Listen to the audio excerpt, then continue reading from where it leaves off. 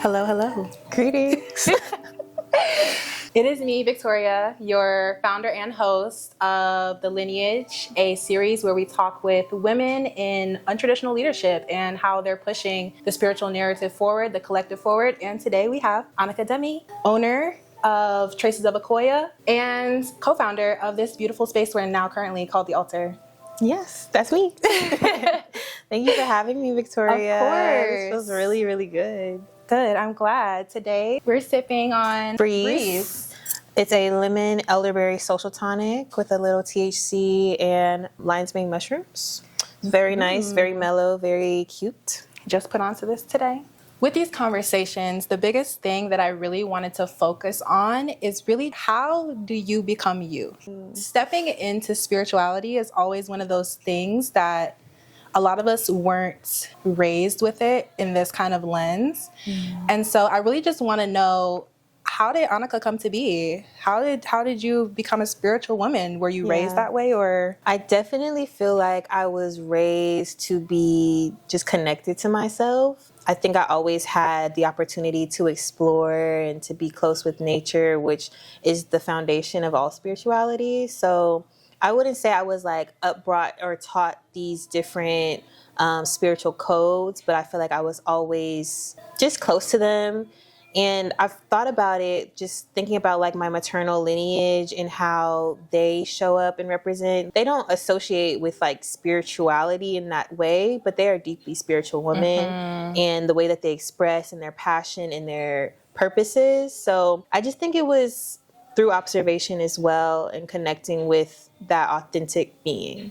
I can relate. I like to say that most of our mothers and grandmothers would call themselves anointed women, but not necessarily spiritual women. And I feel like I can definitely agree on being raised with those like spiritual codes, but not necessarily through the lens I view them now. Yeah, for sure. When do you feel like, okay, the spirituality shifted to something more intentional and we moved into practicing? What just popped into my mind was Tumblr. Like, I think that Tumblr really inspired me a lot on that spiritual texture that I wanted to lean into more. Just like that connoisseur energy, that very like melancholy, deeply emotional thing. And through kind of like just picking up on those aesthetics and those mood boards, wanting to learn more about like where they were derived from and just how to truly embody what was attractive to me.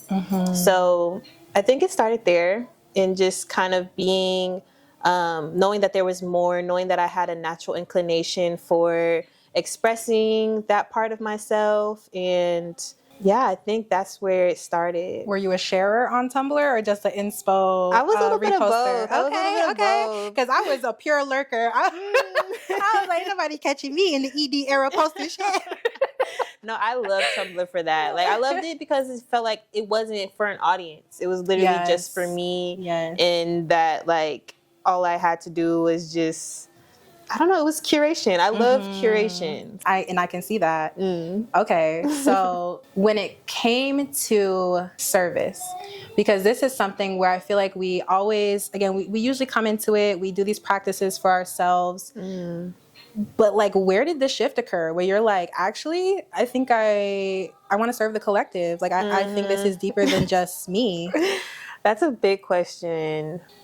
So I would have to say it was definitely around 2020 when things were getting very real, and just knowing that the idea of life that we were upbrought with is no longer the idea of life that is reality. And just really wanting to rally and learn how to like be more resourceful through community. And it started really with a collective called House of Alchemist that I was curating. That was more of like a bridge between art and science. I was still very much in the wellness space, but I was more so in like the 5D, like sacred geometry type of world. and just kind of more like in the spiritual science side of things. Okay. That was just kind of the calling in for community in that regard, highlight those things, and then started doing a Wellness Wednesday event. We would come together in a park every Wednesday, and it was me and a couple of other friends. We would have gong fu tea, aromatherapy, sound healing, and movement. And we would just do it for free. And that was like a really great just representation, and seeing how to serve was really a needed thing. And just, I don't know how to describe it. It was like, that process did a lot for me, because it was like the consistency, understanding how to be collaborative with others, and truly how to like communicate with people and really inspire impact without being extractive. Yeah. And then we came to this space, just connected with Ashanti at EB Fresh, and I was just doing a pop-up with Traces of Akoya. But let me actually one step before that was having like a larger worldview with Traces of Akoya, and wanting to have like a more collective mind in connection to Indigenous peoples and like traditional knowledge holders, and wanting to create some type of collective around that. And then coming into the altar, where now it's more focused on serving just BIPOC women and creating a platform where we can have those spiritual goods, but they can come to us in the best way possible, which is through intentional sincerity. And yeah, that's actually one of the first things that really drew me to you. Is I feel that through the brand aesthetic, I feel like I could see you so clearly and just who you are and what you represent. And it spoke to me so clearly. Sometimes, you know, we have a lot of people that we feel like are doing good things, but like the alignment doesn't always feel like it's there. But I mean, like, ears perked up. Like the second I saw what you were doing, just the passion you were bringing, and not only that, but again, the professionalism, which I think as creatives, as artists, is always where things can start to slip. Tell me about it. And I just was like, this woman is on it. And like, I saw the vision so clearly. Oh my goodness. And so how long has Traces of Akoya been birthed? How long has she been Earthside? About 6 years. Oh my goodness. Yeah, so this 6 years in April. So this was 2020. Oh, so you did a lot. Yeah, 2020 was a year. Oh my goodness, for everyone it seems. Yeah, for sure. Okay. It's like wake up call. Really? Okay. Like you said, you were doing the free workshops and things like that. When did the kit come in? Because this is something where I was like, she's on it. She is on it. She has an incense making kit that is literally, I mean, a crafter's dream, a spiritualist's dream, a woman's dream. When I tell you everything smells good, looks good, absolutely beautiful, stunning packaging. How did we get there? Because that took us from, okay, we're boutique, we're cute, to we're going to be worldwide. No, for sure, for sure. The incense making kit actually came from a collaboration with the Self-Care Retreat, which is a retreat by one of our retailers. Her name is Shanisha. She has her books here. She does retreats all over the world, specifically for women. And she was just like, I was doing the workshops here. Shanisha is Ashanti's best friend, just, you know, always putting each other on. And so through that, I got alley-ooped into her situation, and she was like, I'm doing a retreat in Italy, and I would love your incense making workshop there. Like, how can we make that happen? I was like, I'll figure it out. So I created like an incense making kit for her retreat, and it turned out really great. They were making incense off the Amalfi Coast, and just, it was really nice. Because that's the first thing I thought about when I saw your kit. I'm like, how can we get this in the retreats, on the shelves? Yes. Like, this is such an accessible and beautiful way to tap immediately in with the medicine. I mean, I was like, this is just genius. Like, this is so good. Yeah, I really love it. I'm so excited to just see how far it's going to go. So yeah, they're available. They keep selling out. I'm putting them on pre-sale again. But yeah, we're really looking forward to just hosting more retail retreats, and just honestly sponsoring more events as well. When did you know that scent smell was the medicine? I learned smell was the medicine when I started getting into natural perfumery, and just wanting to create that connection between essence and spirit. because I always knew it was plants. And once I got into Aroma, it was like Aroma had the ability to evoke feelings from me that I could never really explain. I think I just started to learn how to articulate through essence and through understanding that plant spirit is the most ancient ancestor that we have. And from there, I was just like, I just have to continue exploring this world, because that's what really connected me to all of these different indigenous paradigms and just economic understanding of like how things are being, just a lot of disparities between those connections with indigenous people and how they bring the medicine and how all of the knowledge that we really have is fundamentally theirs. So amplifying that was really the passion behind it all. Yeah, the one thing that really intrigued me about Traces of Akoya is the idea, and as a science girl, the idea that scent and smell hold such a particular grip on the brain in certain neural pathways.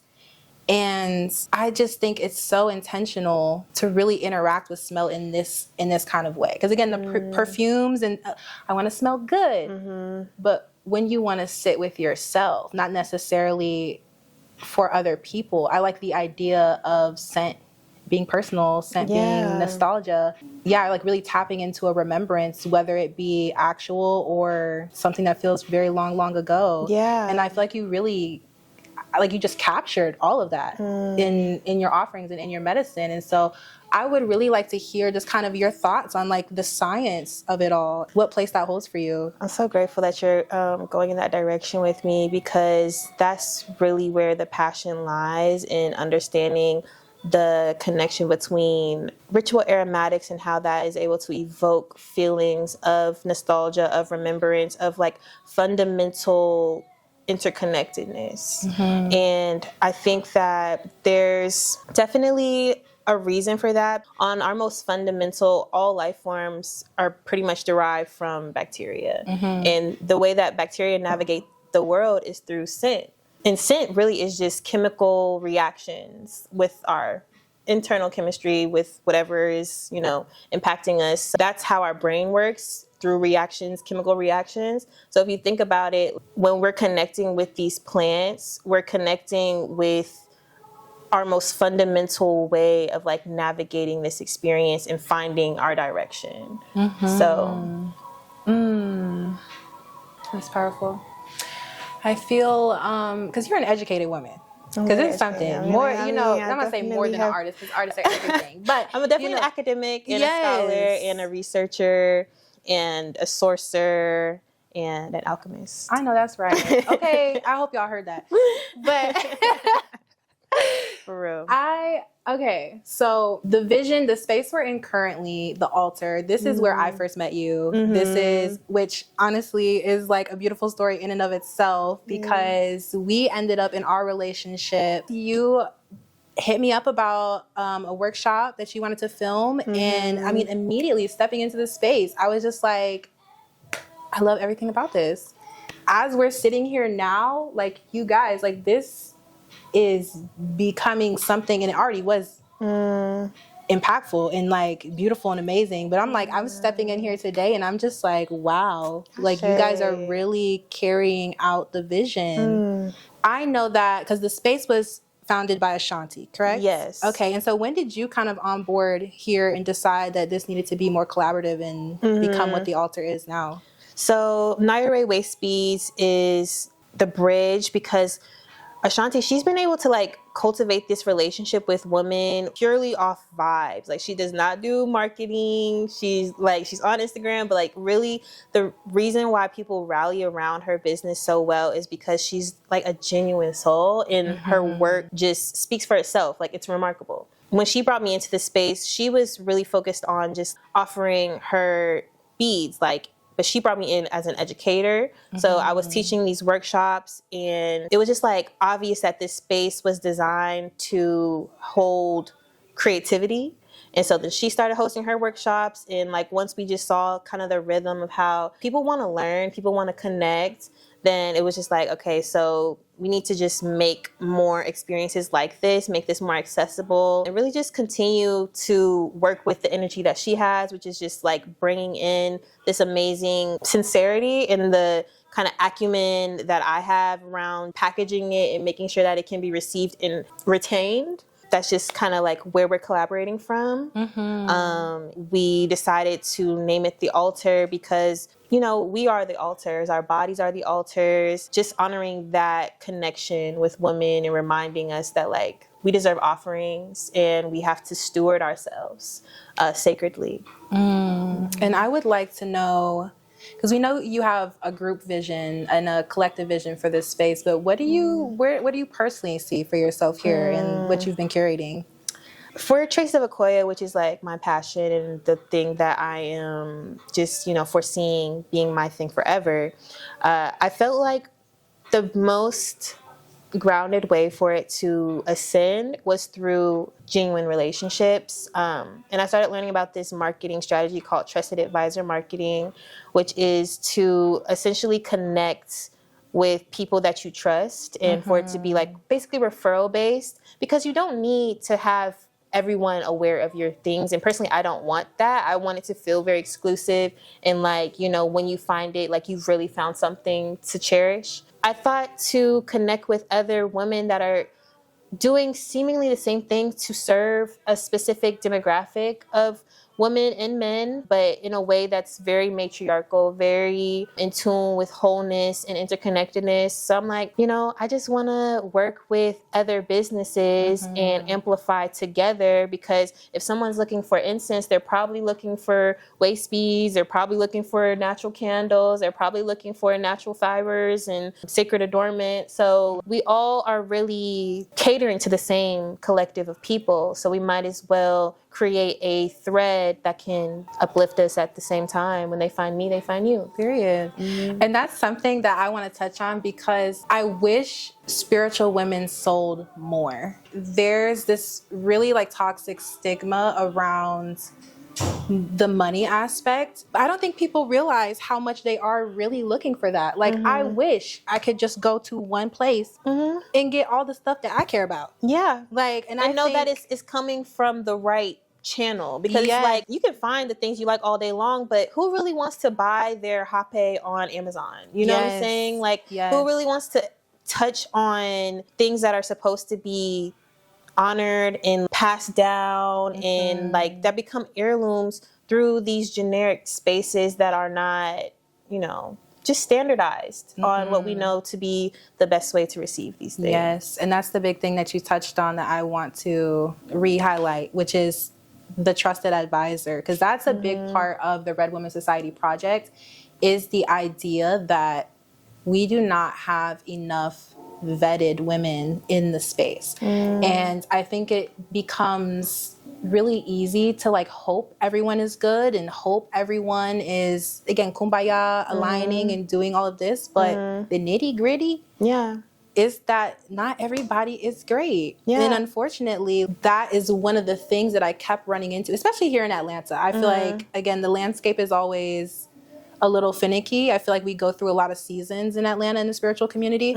But the biggest thing was vetting. And that's why this series was even created in the first place, was like, we need vetted women. We need women that I know personally I could recommend to somebody. And I could say, this woman does the work. She moves in integrity. And she can handle exactly whatever you throw at her. And this is it. Yeah. And I think that really only comes through relationships, because relationships test us and they give us permission to fail. Because it's like, if I'm in community with you, I have to believe that you're going to do your best, but that you don't know everything. And that, like, I'm on this journey with you to cultivate you, to see into you and to say things that you may not want to hear, but also to praise you, to call you in, to put you on. You know what I'm saying? And the only way that I can do that is to know, like, where those weaknesses lie, which is where the vetting comes from. because it's like you have to actually put your process out. You have to be seen in your process. You know what I'm saying? That's the true way to vet, and that's why we have to come together and share these stories and share these moments.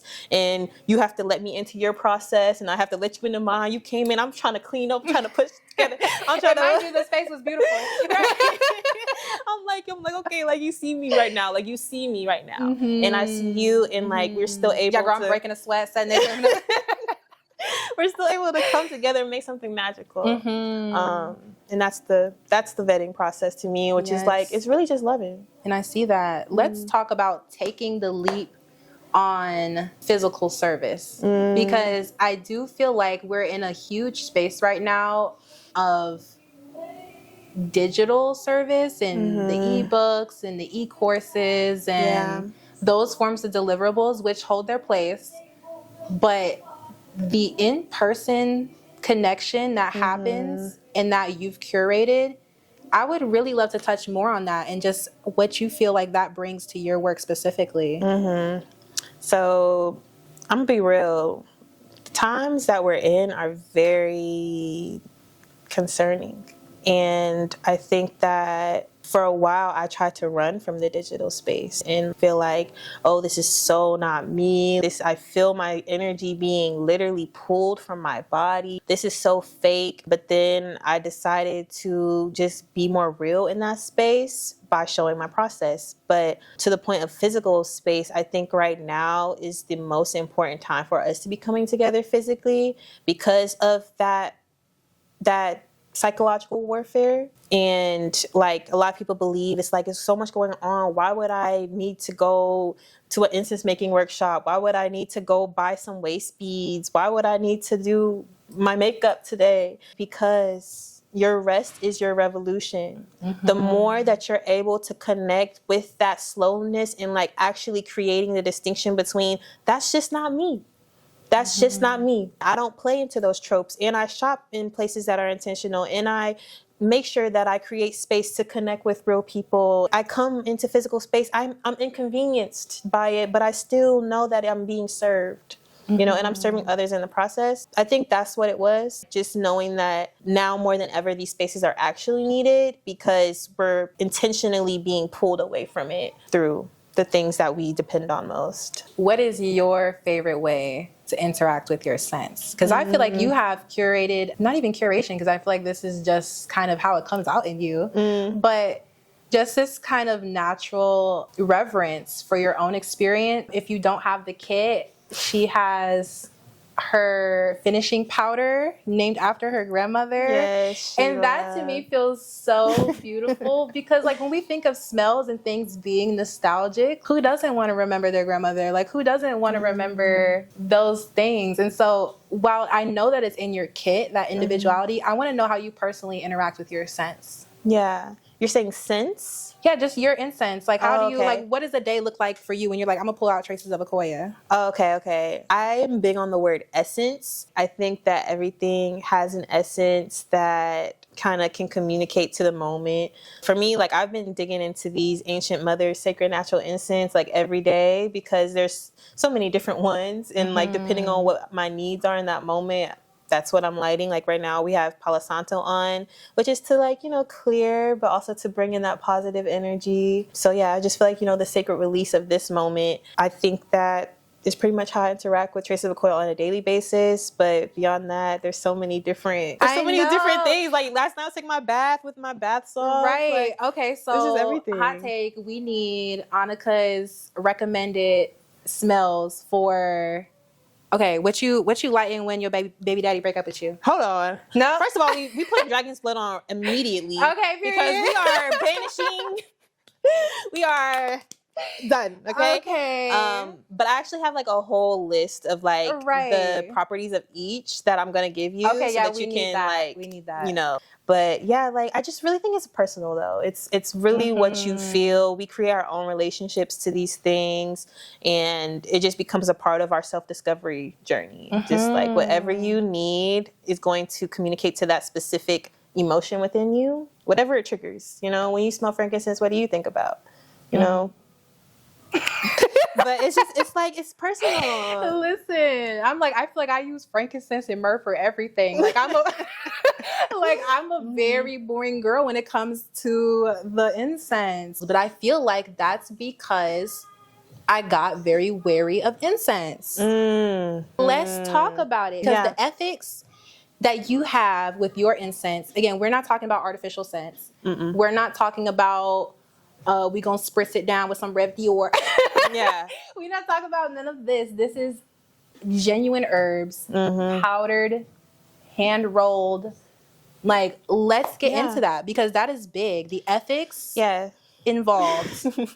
So we all know that like there's this thing to like make the cheapest thing but sell it for the most. Whatever shortcuts you can take in business, that's what you're going to do to protect your margin, right? That's the antithesis of what we actually need. And because of how things are progressing, I think it's so important to slow it down as much as possible because this time is so imperative. Like we are in some very transformational times. The scent culture, the natural herbs, the organic, the ethically sourced, like all of that information is so important because these scent cultures are disappearing like very, very quickly.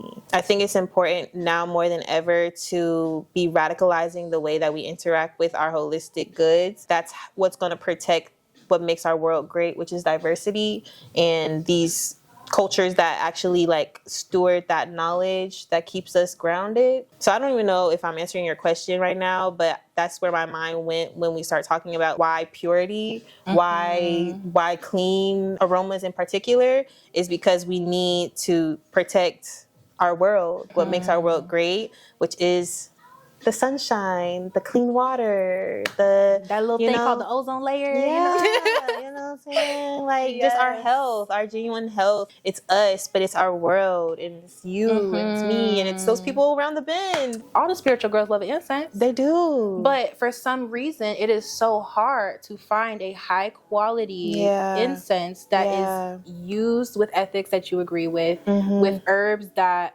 are good, fresh, they're not toxic, sprayed and weird, and all these things, or again, perfumed and oiled in ways that are not even natural any longer. We see the smoke as being sacred, and it is, and yet it's the one thing that for some reason is always getting shorted. I think it's an accessibility thing because there are natural incense out there, but they're just not as prevalent. For me, I can't even burn synthetic incense. Like, they just bother me so bad. I mean, I think the air that we breathe is also so important to consider. It's like, it's easy to take a shortcut with like maybe your food or something like that, but when you're like actually breathing these things in, you don't realize how much they impact your endocrine system, like your hormonal balancing, and literally like your lungs. That was really it for me. Like, I just knew that I was wanting to protect my breath, protect my air, and I just got into natural incense because I already was getting into like the vegan lifestyle and all that stuff and being more health conscious. But the thing that has stayed is the breath work and like breathing clearly. Which and honestly, having... I'm slack on. Girl, I'm a little asthmatic. And I'm like, I be trying. I need to go to some more breath work, like workshops and work through and get all the living. I be stressed sometimes though. Cause I'm like, that don't stress you out. Hyperventilating like that. For me, it's like I like to just focus on breathing slower. Like I get the fire breath, bring that energy in, but I already have enough energy. I'm trying to like really focus on regulating my nervous system, connecting with how I'm truly feeling. And that's what I believe aroma has the power to do. It's like, it brings you into the present so deeply. It's like as soon as you smell something, you're doing breath work. You're slowing it down. You're like feeling into like, what is that? Like, what is that? Not just like, what is that? But like, what is that I'm feeling? I think that was really what it is. And that's what it is for a lot of women or a lot of just people, why they love incense. It's just like, it just creates the atmosphere. It makes things better. It makes it more sensual. So that's something people aren't willing to compromise. So they're still willing to burn whatever it is because like it's still a vibe. Right. It's like Now your throat itching. Yeah. I know. So it's like, it's easier, but I think that's what we're working on right now, is just making it more accessible, making these things more accessible. That's really the purpose of Traces of Akoya as well, is to expose you to different things. There's so many ways to connect with yourself through, you know, cosmetics and aroma and your lifestyle, your home care. Like, all of those things can be an enjoyable process because you can find things that actually make it exciting. I love it. So really the question now is, what's happening this year? Where do you, because listen, I know we are all ready and running. Girl. So I want to hear what you have planned, because I know it's exciting. This year is amazing already. The time is now. Everything is in place. I believe that, like, everyone that I'm around, like, we've been doing this. Like, we've been learning. We've been into the work. So I'm just excited to be seen, honestly, to be next in line to serve the community, and to know that I've gone through my vetting. Like, I've got my scars to prove it. And so, like, I think that I'm really excited to share more, to like step out and like express in ways like this. This moment is so catalyzing, honestly, for what I feel like this year has to hold. Yeah, I'm just really looking forward to this space breathing and living and having a heart of its own, and to really have the systems in place. That is big for me, making sure that I can automate this process as much as possible so that I can go have my fun. Like, I have things to do, like, other places. So, like, I still want things to be happening here. And that's why I'm, like, just really focusing on, like, calling in and being in your face, being in whoever is ready to, like, be here. To receive. Yeah. To be who they know they're ready to be. Okay. So we are located in East Point, the beautiful city of East Point. You can find us at the altar. This is the altar, your sacred haven for all things adornment, essence, empowerment, and femininity. We are open on the weekends, but by appointment only. We do shopping experiences. We have workshops. We have a recurring market every last Sunday. So yeah, like, we have a lot of opportunities to come share space. We do sound healing. We just do a lot of things. Yay! I'm so excited, y'all. Y'all really don't even know, because this is the woman that you want to watch, period. Okay, thank you so much for being here. Love, love, love. And thank you, Breeze, for our little sip today.